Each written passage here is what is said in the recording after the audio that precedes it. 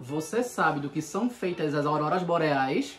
Você já parou para pensar que isso foi um questionamento que alguma pessoa fez há algum tempo atrás nos povos originários de alguns lugares? Então, se você não sabe responder nenhuma dessas duas perguntas, fique aqui nesse vídeo que eu vou responder. O que é que os povos antigos pensavam, e que é obviamente aqueles que viram a aurora boreal, e o que é que elas são de fato. Então, vamos começar. Bem, primeiramente vamos falar da parte do que os povos deduziam que eram a aurora boreal, né? A aurora boreal, ela acontece pelo nome boreal, né? Boreas, norte, e austral, sul. Eu só vou dar esse detalhe só para setorizar e para saber quais povos mais ou menos tiveram contato e como eles supunham que era feita a aurora boreal. A gente teve nas Américas o povo ali Inuit, os Nutka também, aquele povo naquela região ali. Na parte da Europa e um pedaço ali, já um pouco lá da Rússia, a gente teve alguns outros povos também, né, que na maior parte deles eram nórdicos. E aí cada um deles, cada assentamento fez a sua interpretação do que poderia ser a aurora boreal. No sul também acontecia, que a gente chama de austral, mas os relatos são mais escassos quanto a isso. Só se fala que, por exemplo, para os Maori, eles chamavam de o céu brilhante. Eu não consegui adquirir mais informações não, inclusive se vocês souberem, põe aqui. Mas vamos começar efetivamente. Começando pelas Américas, os Inuites eles acreditavam que haviam espíritos ali nas auroras boreais, como se fossem espíritos que vinham brincar, ou em algum momento que o véu entre a terra e o mundo dos mortos, ele afinasse e a gente pudesse ver os espíritos brincarem. Eles falavam que os espíritos brincavam com crânios de morsas. Já em outras partes, outros assentamentos inuites, falavam que era o contrário, que eram morsas brincando com crânio de pessoas. Eu não ouvi o que eu ouvi? Tipo uma espécie de futebol meio macabro, tá? Que eles faziam isso. Mas, no geral, ali na parte do extremo norte da América do Norte, os povos consideravam como se tivessem espíritos ali habitando a aurora boreal. Seja de animal, seja dos ancestrais, das pessoas, até como relata lá em Irmão Urso, né? Que a Disney relata lá dos Nutka, que mostram lá. Na Europa tem várias divisões e várias formas. A gente tem a Islândia, a gente tem a Finlândia, Suécia. Ah, tem uma parte também das Américas que se fala a Groenlândia, né? A Groenlândia lá, ó. Tem a Groenlândia também, que também tem habitação e também tinha um pensamento lá, composto dos povos tanto da parte da América do Norte, quanto dos povos da parte da Europa, né? Que migraram lá e juntaram, fizeram assentamento. Para os vikings, por exemplo, eles acreditavam que as auroras boreais eram formadas quando as valquírias viajavam pela Bifrost e elas iam atrás dos mortos em batalha, né, de resgatar a alma dos guerreiros para poder levar para Asgard, né? Então, nesse processo, quando a luz batia nas armaduras dela, elas brilhavam e faziam a aurora boreal acontecer. Na Finlândia, elas falavam que eram raposas de fogo. Tem até um termo, Revontule.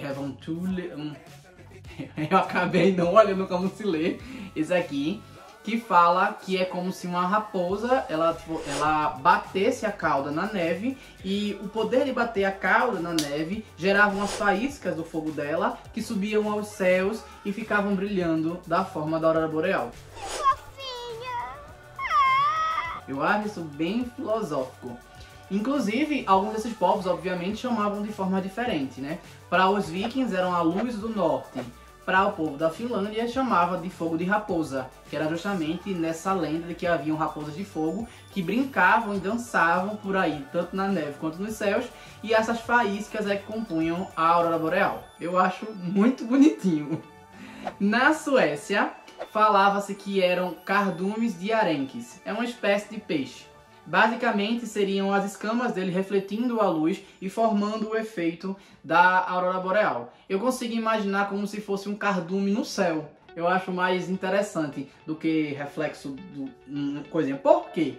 Eu imagino que seja um cardume no céu. porque eles tratavam como um presságio para a boa colheita. Quando acontecia isso, eles acreditavam que a colheita seguinte ela seria farta, ela seria boa.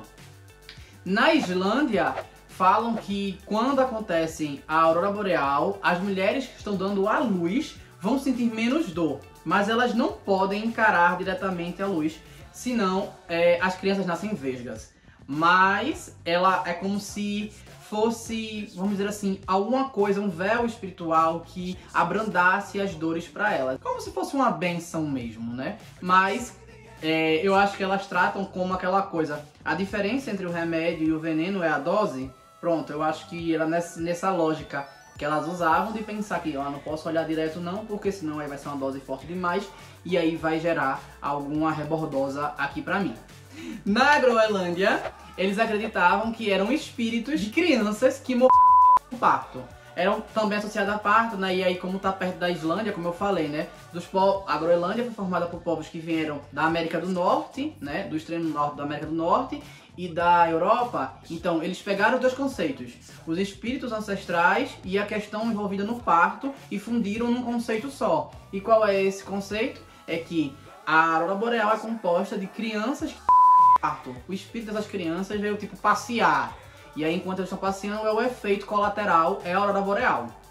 Na Noruega, eles tinham um costume que eu achei um pouco peculiar, que apesar de ser da parte dos nórdicos, eu associei mais aos eslavos, mas porque eles acreditavam que eram espíritos de idosas dançando, tipo, elas estão aqui dançando, pá, elas decidiram fazer uma festa, uma rave, tá? Ou algo desse tipo. E aí elas estão celebrando a vida ou algo desse tipo, e aí seriam como se fosse realmente uma festividade dos espíritos anciãos, sabe? Um negócio mais assim. Que apesar de não ser necessariamente eslavo, me passa a ideia de eslavo, porque eu associo a Baba Yaga ou alguma coisa dessa que faz parte do folclore eslavo. Mas é nórdico, de toda forma. Esse aqui eu gosto muito, eu acho esse bem peculiar, porque eu acho diferente de todos os outros. Esse é do povo Sami. Esse povo existe até hoje, inclusive. E eles também fazem parte do que compõem os nórdicos. E o povo Sami, eles acreditam que a aurora boreal é um negócio altamente espiritual. Super espiritual, você tem que respeitar, você não pode chamar a atenção pra você no momento que tá acontecendo a aurora boreal. Se possível, nem saia de casa, não cante, não dance, não assobie, não faça nada. Só exista e no máximo observe, de preferência dentro de casa, porque eles acreditam que são espíritos que estão vagando por aí. Mas que se eles se sentirem ofendidos de alguma forma, e aí eu acho que, como é que eu posso dizer, me lembra um pouco dos contos inuites, né, que tá bem longe ali deles nesse caso. E se eles se sentirem ofendidos de alguma forma, as luzes descem e assim como uma lâmina, você arrancam. Então, para não acontecer nenhum problema, fique na sua de boa, vá pra sua casa assim, ó, devagarinho, entre e fica aqui, ó.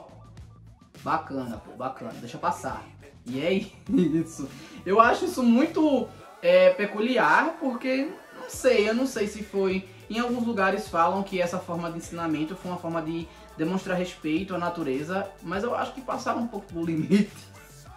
Eu não sei, porque eu também já li que eram como se fossem espíritos vingativos que vinham passear e a forma com que como se fosse abrissem um portal e aí acessassem. Por isso eles não podem ser confrontados, eles não podem se sentir ofendidos de forma nenhuma, porque eles estão tipo assim, tentando gastar a raiva de alguma vingança e de alguma coisa desse tipo, de alguma mágoa que eles têm. Mas de uma forma ou de outra eu acho um pouco exagerado, mas interessante como em vários lugares que tiveram acesso aí se interpretou de várias formas diferentes. Mas cientificamente, o que é a aurora boreal? Tá, mas antes de eu falar isso, curtam, comentem e compartilhem, viu? Se inscrevam no canal. E depois de terminar esse vídeo, vão assistir outros aqui que tem vários vídeos que eu falo de mitologia nórdica, de ciência, de química, de física, de um monte de coisa. Então, ó, depois de terminar esse vídeo, mas deixa logo o like pra não esquecer, tá certo? Então vamos lá. Pra parte científica, é uma coisa relativamente simples, né? A gente sabe que as moléculas no Sol, né, os gases no Sol, eles não fazem fissão nuclear, eles fazem fusão. Né? A gente tem o controle, a bomba atômica, por exemplo, ela é a partir de desencadeamento de fissão atômica, se dividindo. Enquanto que o Sol é fusão. A gente junta hidrogênio e hidrogênio e transforma em hélio. E isso gera a energia absurda que vai sendo disseminada aí, a gente, por exemplo, aqui na Via Láctea, né? Só que existem as explosões solares. E cada explosão solar, ela vai liberar uma coisa que chamam de ventos solares, né? Tipo, como se fosse uma massa de ar quente. Só que, na verdade, esse vento solar, ele é composto de íons, em geral, cátions, ânions, enfim, o que está ali, e energia, basicamente, né? Fótons, elétrons também, enfim, é composto disso. Quando ele alcança a Terra, em alguns lugares especificamente, como no extremo norte e no extremo sul do planeta, eles causam o efeito da aurora boreal. Mas por que eles causam esse efeito nesses lugares e não causam no resto do planeta? É por causa da posição. Como estão nos extremos aqui, né, que ele bate para bater aqui, a Terra ela tem uma proteção magnética que fica girando assim. Eu não consigo fazer com os dois dedos. Assim e assim. Então, quando ele vem para cá, o vento solar ele é como se fosse um escudo. O magnetismo, como se fosse um escudo nesse caso, que ele bate e é separado para as pontas. Quando ele vem para essa parte aqui, é onde gira o campo magnético, existe meio que não é que uma falha, mas uma parte mais fácil de ser moldada. E essa parte mais fácil de ser moldada, imagine como se fosse aquelas tangerinas que tem a parte de cima e de baixo muito para dentro, né? Ali fica aquela uma cavidade, né? Que é onde tudo converge para ali e fica girando, girando e girando. Justamente nesse espaço, essa falha, entre aspas, no magnetismo da Terra, faz com que quando o vento solar entre, que ele passe, ele possa ionizar, carregar, né, eletricamente moléculas da atmosfera, né? Então, oxigênio, nitrogênio, enxofre, o que tiver ali presente. E é justamente por esse passar que ele arrasta, mas ao mesmo tempo que ele arrasta, a Terra puxa de volta. Então, por isso que fica um negócio meio feito de onda, que o vento bate, o vento solar bate e arrasta aquelas moléculas, só que ao mesmo tempo elas são puxadas de volta pela Terra, pelo núcleo da Terra. Então ela faz isso e puxa de volta, tanto no norte quanto no sul, entendeu? Então ela vai e puxa de volta, e puxa de volta.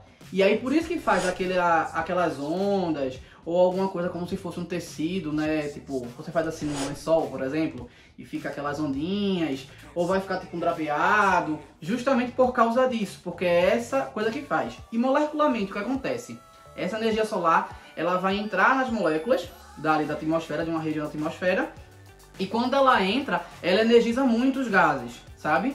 Só que quando ela entra na molécula, o que ele faz?